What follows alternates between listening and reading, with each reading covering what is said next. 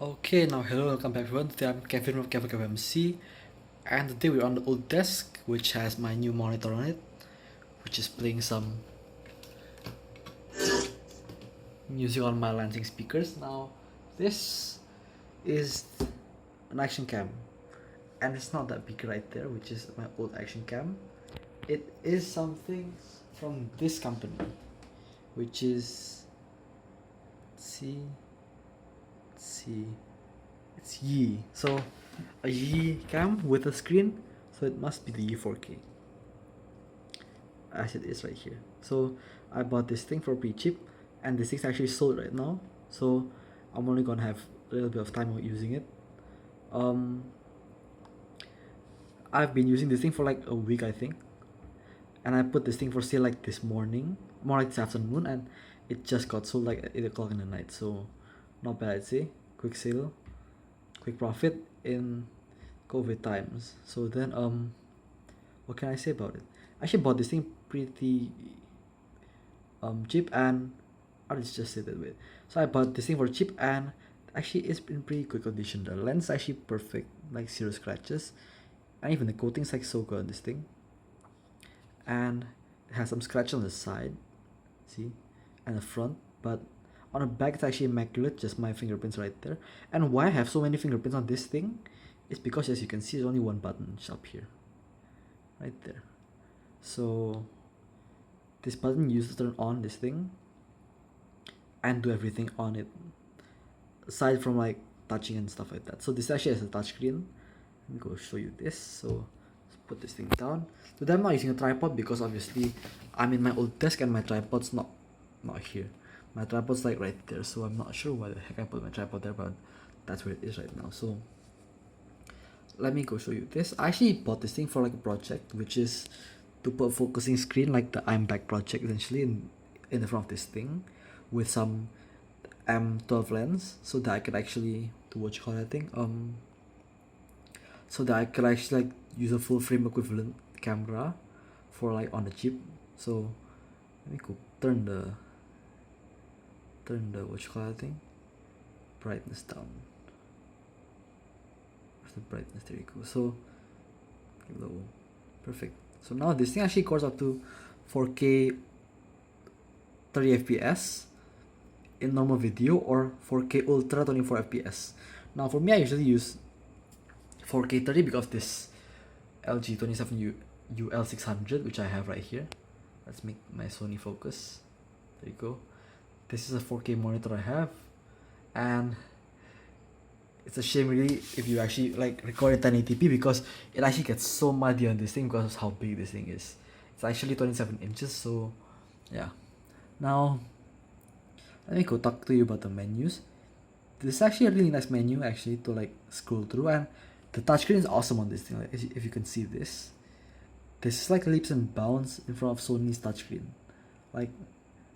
Like in smooth, it's like, look at this thing, it's like so small, and actually has this responsive of touchscreen. See, you can like select things, like I want to select resolution and just scroll up to 4K, set the frame rate, and we're done. You can come out. See, that's how easy it is. Like, and this thing also has full manual mode, so if you wanna go set this thing back to 1080 ultra like I usually do, let's go down to the photo mode.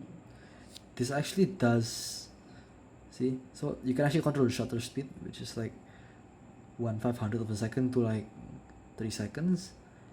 Then you can also control the metering mode, which is on mine average. Then you can control the white balance, color. You can actually make this thing flat.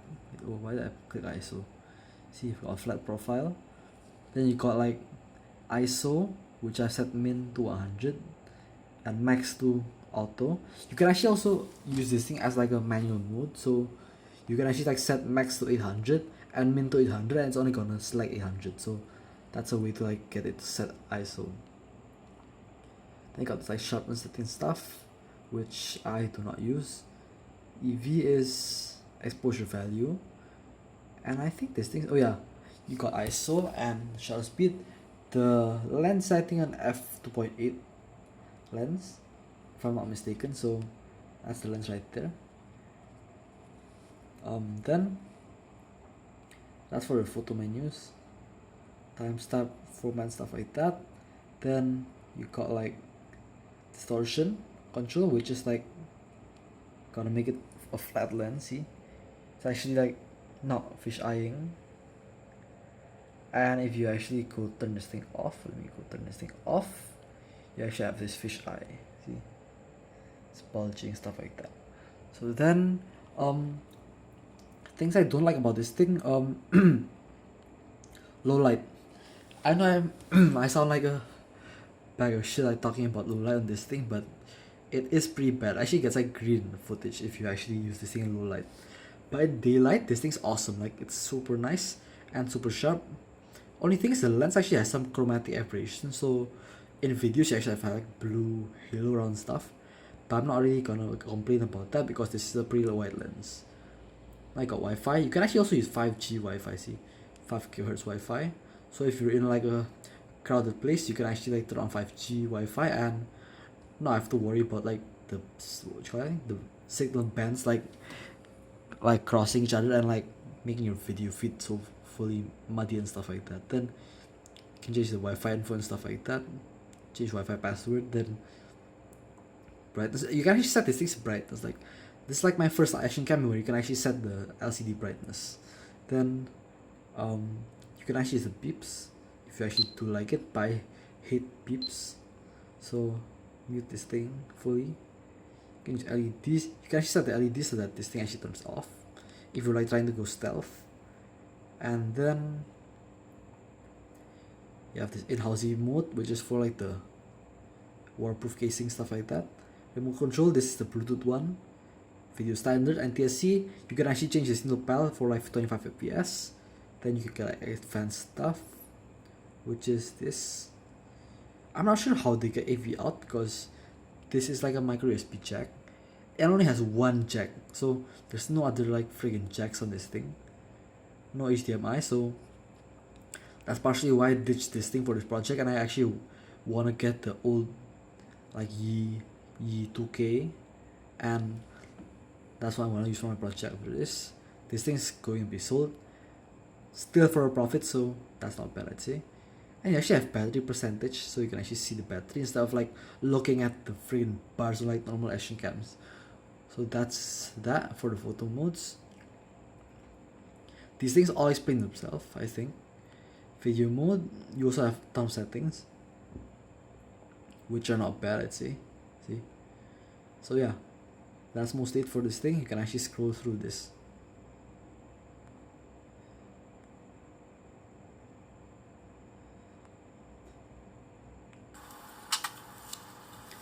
That's a 4K clip at 4K 24 in the car, which is not bad actually. So yeah, overall, if you find one for cheap, buy it. Like, this is like on like if I recommend that Biggear X1 here, like literally here on the screen, and I can recommend Sony A6000 here, a Nex 6 here, I'd recommend you buy this thing like right now, like up here, because this thing's such a good action cam for the price that it actually blows everything else out of the water. This thing costs less than a GoPro Hero 4, has manual settings. The lens is in theory easy to replace because you just need to like break the bonds on the front ring thing right here, and then you can just like unscrew the lens. So this gets a 10 out of 10 rating from me. Thank you for watching, everyone. Hope you liked it, and consider subscribing and getting one of these Yi 4Ks. So yeah, thank you and goodbye.